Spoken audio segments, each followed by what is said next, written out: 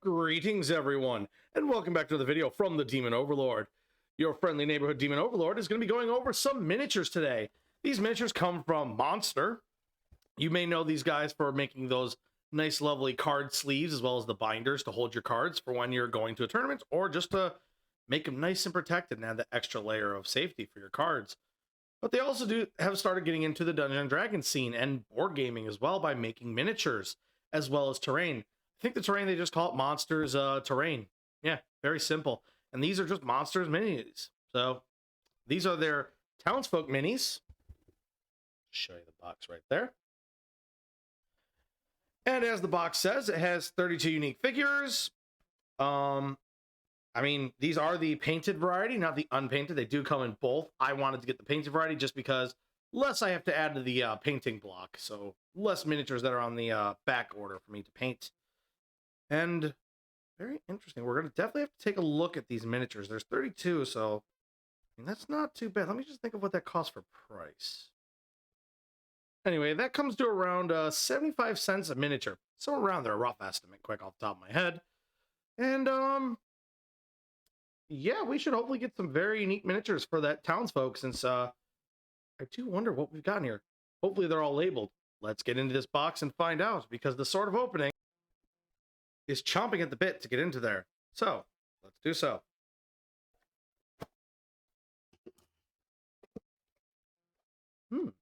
Let's get to the turntable and take a look. So first up on the first little bag, they actually come in 4 minis per bag, almost like as if they're a booster system. Well, anyway, getting on to it, we have the butcher there on the right as he's slowly turning. We have a fur trader. We have a brewer, which is the man carrying the barrel. And then to the back, we have a tiefling salesman. So some unique options here. I'm not sure why the brewer has a Viking hat sort of style on there. Really unique. The fur trader is a simple woman carrying her furs. She's wearing only a sort of skirt and top, not much else. And our salesman there is unique. I don't know why they made the tail on this tiefling look more like a dragon tail. But, I mean, like I said, these guys do have what's the simple monster paint job as well as the very simple sculpt. The faces don't have much detail in them. I've looked at them through an actual magnifier. They really don't have much detail to cap, which is kind of a shame. I mean, they're unique. The plastic on them is slightly durable. It's pretty solid around like the body area and thick parts. The feet can be very bendy, as well as the weaponry and such. For instance, her fur trader there happens to have a little bit of a warped staff. She kind of suffers from bendy weapon syndrome. That happens with miniatures, but it's not the end of the world. And, honestly, there's not too much to catch. From the a close-up, they don't look as good just because, they weren't made for that. But if you put it from a distance, as you can see, they look a lot better. And I think that might be what these are made for. These are probably more for your miniatures that you're going to be having at a distance. So not right up at the player's level, in the sense that they're going to look right on. Besides, these guys aren't going to be the attention grabbers because these are not what you're focusing on.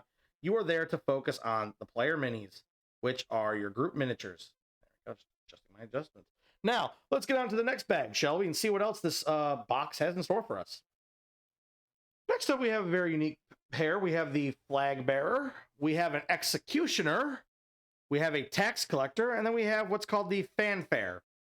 Don't know why they did not call him a trumpeter. What a weird choice. But it's interesting that with a kind of group of sort of town officials of some sort, you put in with an executioner. Like, is it the whole you can't pay your taxes, time to cut off your head? Like I said, these minis have very simple paint jobs. Sometimes you get a little bit of run where they're not supposed to go, but they're simple. They'll do the job. And this gives more of an interest to those, the tax collector, for instance, as well as the sort of interesting guys who follow them around and are the gophers for them. So pretty interesting. We're getting some representation of those kind of classes in the town. Very nice. Next up here, we have, looks like some common townsfolk. We have an elder there with his old, big, long white beard, staff. We have a literal, I think it just says drunkard, which is funny because you can see some of the orange got on his arm there. That's definitely a little overpaint. We have a housemaid, and I'm curious as to why she's cradling her stomach. Is she perhaps also a pregnant miniature? Interesting. You can tell the brown from her broom got onto her hand. And then we have a little orphan boy there. And literally, why does the orphan carry a knife? Monsters, what are you trying to say? That orphans in this situation should be robbing you at knife point and not just simply begging for money or stealing from your pockets? What an interesting choice in his sculpt. Very unique, and I'll give you that. Not only are there children in this town orphans or, just children, they're also armed. My goodness. What kind of town are we dealing with? But not too bad, not too bad. Now we're going to move on to the, what is it? Fourth bag. Fourth bag of miniatures. Next up here, we have the Rioter with his torch alit, and weirdly enough, a very silvery torch. This is very expensive. Rioter budget. Weird. We also have a nice simple friar. I don't know what the heck's in his hand. I could not figure that out for the life of me. It's just, might be some off painting. We have a storyteller, which I'm not sure I feel about his stance. It looks like he's trying to go to the restroom or something. Why is he squatting? And plus you can see that black mark on his cloak. It's supposed to be all simple green. Why is there that black mark there? And then we have the flutist. The flutist. Interesting combination of the bag. I wasn't sure if they're all supposed to be themed. The other ones kind of seemed a little more themed, but this one might have just been what was left over from like the sort of officials of the town with their red and white garb, and then like some townsfolk that were just not noticed, as well as a friar. Well, anyway, moving on to another bag. I think we're on what? Bag 5? Yeah, let's move on to bag 5. Next up here, we have the blacksmith with him and his anvil and a large tree. We also have the plague doctor there coming around. We also have a gravedigger, which, weirdly enough, the gravedigger, I don't know why he kind of looks more like he's a cowboy gravedigger. I mean, those clothes seem a little out of proportion of the time. Lanterns are fine, but the clothes, I mean, he looks like almost like a regular time period person. It's just the hat's a little outdated. So really weird choicing. Then we have our little chef with her. Why does she have a rolling pan and a bowl? That kind of weirds me out. Why didn't they give her a whisk or even a spoon in a bowl? Would make more sense. Then we have the blacksmith there coming around again with his large hammer, the black anvil, and he, for some reason, is working on a tree stump. I mean, they could have just made a giant iron block to work on. It would have made more sense than the tree stump, but... And you can see some overpaint there, some spots where there's like paint where there shouldn't be. It's kind of splashes over. Once again, that sort of seems to be I don't know if that's the monster aesthetic. I know their terrain looks really nice, but man, I'll have to get some of that to check, and I'm afraid there might be overpaint on that. But this is kind of interesting. But the sculpts are interesting. I just wish that there was a little more detail in the sculpt and a little bit more paint job efficiency. But like I said, for around 75 cents a piece, you're getting some townsfolk minis to kind of fill that itch you need for when you've got players in town. So I'm not going to keep complaining about that anymore. Sorry if I make it sound like I'm just digging at it constantly. Now, next up we have, I think, basically you'd call this the farming set, since we have a field hand, we have a shepherd or herder, we have the harvester, and then we have the man or the plow pusher.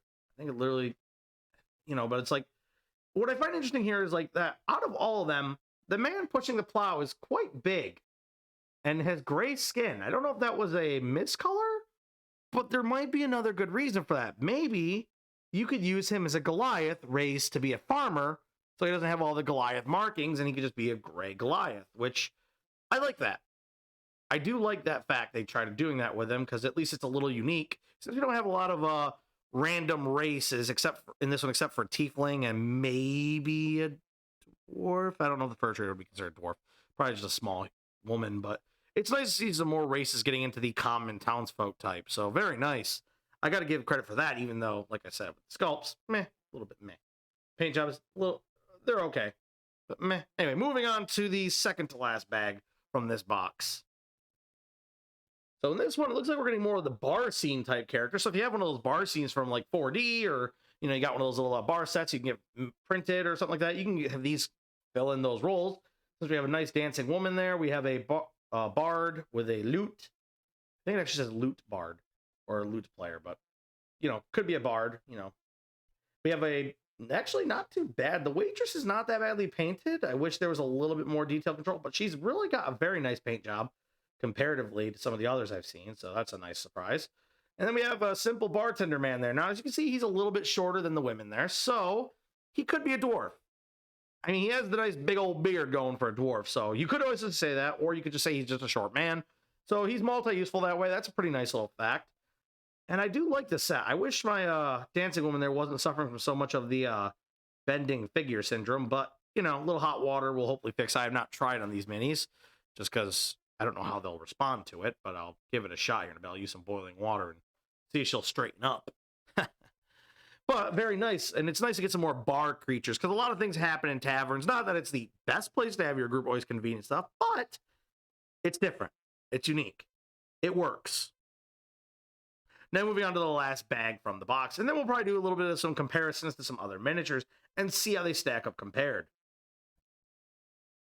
So now it looks like we're going towards royalty, or at least the higher ups, because we have a priest. We actually have a jester holding, I believe, a sack of money or a sack of props, one of the two. We have the queen and the king over there. And you know what? I gotta say, it's pretty good to get some royalty, but at the same time, I'm curious, is this supposed to be a city or a town? Because it kind of feels to me more like it's a city, because we have a king and a queen and a jester and a priest. I don't think you'd find them in just standard small towns, because everything was small town till these guys. So very unique. And it's not bad to get another king, as well as a priest, as well as the other stuff, because you could always use a priest for conspiracies, and the jester is just a jester.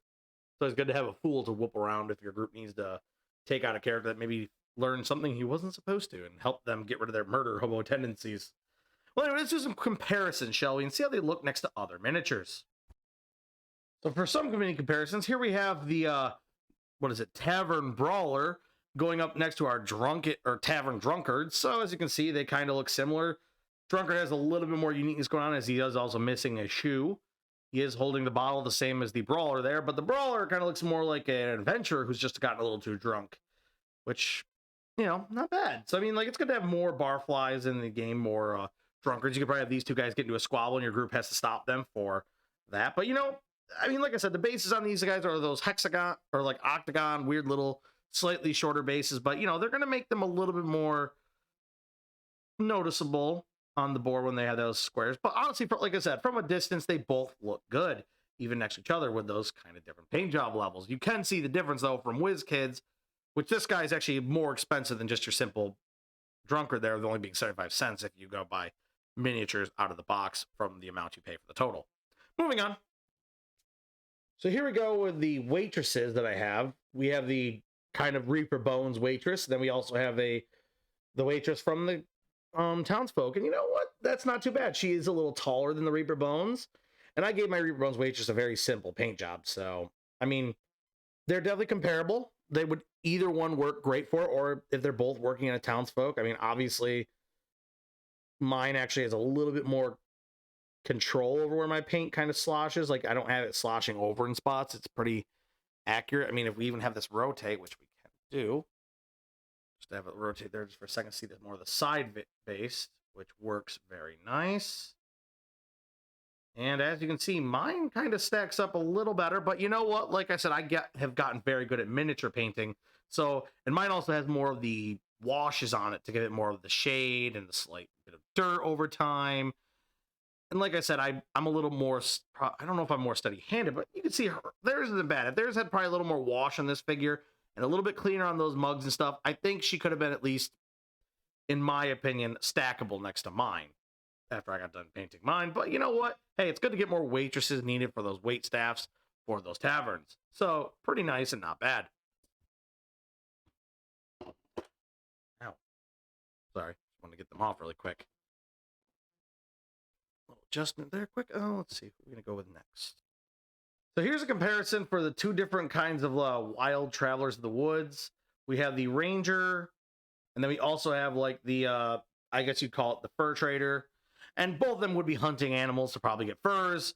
The ranger, on the other hand, this actually comes from one of the starter sets for D&D, one of those older starter sets. It's hard to get your hands on. I think this was an epic level, or it might have been, but you know, you can see that the epic level stuff, they had a little more sloppier paint application back then, a little less brighter colors, a little more muddier paint job, but you know, still not too bad.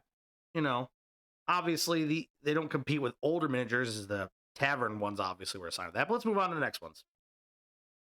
So here we have a king and a very fancy noblewoman from, I think it's actually like a cultist, but still she's very fancy. And I wanted to compare her to so these are both Pathfinder based comparisons, and as you can see, they're a little bit taller but there's more detail going on with the Pathfinder, and they're cleaner paint jobs than the Pathfinder. Plus, they do have facial details, something these miniatures from Monster kind of lack a little bit more of, and they're still cleaner lines than the Monster. So even though I know Pathfinder, some people say is not as superior as D&D or the Wizards of the Coastline, yeah, I gotta admit, sometimes they have their moments, but you know, I mean, let's get to comparisons of some characters to some other races as well as some other miniatures from other types, shall we? So here's just a little lineup of one of the townsfolk compared to the miniatures of different types. We have us the Orc Chopper, I guess you could call him, from Reaper Bones. Actually, wait, yes, it is the Orc Chopper. Sorry, I want to make sure. The Orc Chopper from Reaper Bones. We have one of the miniatures from the Theros set, so the Greek-inspired theme from the Magic the Gathering crossover of D&D. We have a Warcraft elf there. We also have, to the character's right, on his right, not mine, we have the small kobold dragon shield, and then we have a basic RuneScape miniature, or not RuneScape, Hero Quest. There it is, Hero Quest mini, which I thought, why not? Well, since he's been converted over, we'll compare him, and as you can see, he's not too bad. Not too short, not too tall. He's not too big and brawny. He's got pretty good feature comparative. So you know what? I think, honestly, for 75 cents a piece, you couldn't beat this with a stick to get a bunch of townsfolk like this that are going to be very useful to your game. So if you are looking for one of these townsfolk minis and you think you can do a better paint job, hey guys, I recommend getting the unpainted. If you're like me though, and you just want to get some that are just going to fill in for that role, and you don't want to paint them because painting a bunch of townsfolk can take a while when they come with 32 miniatures, that's just more to add to your painting block. It can be a bit of a chore. So I would recommend that if you want some of these, and you know, you never know, maybe I got a batch that had a lot of sloppier paint applications, so you never know. But as for today, guys, that's all I got for you. If you have not subscribed to the channel, I definitely recommend doing so, and then hitting that bell to all for notifications. That way you're updated on all future videos I throw out there. And subscribing to the channel, that way you get alerts to the channel. And on top of that, guys, also leave a like if you enjoy. And if you have any comments, questions, or if you have any ideas or anything you want me to cover specifically, I have no issues looking that over, and I will try to answer you back on your comments if they require one. So always try to do that if you want, and I do recommend. So anyway, guys, from the Demon Overlord, bye-bye. Have a great one. Stay safe out there, and I'll see you next time.